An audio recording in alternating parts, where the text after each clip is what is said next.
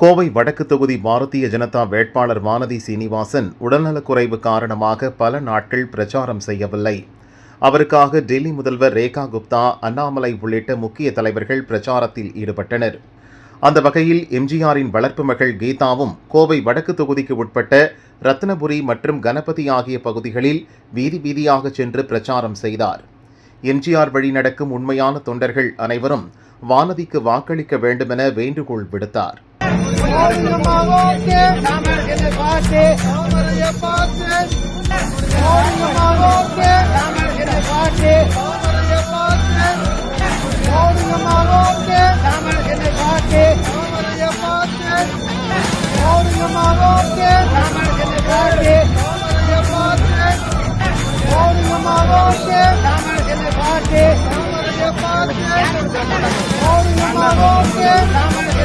Hey!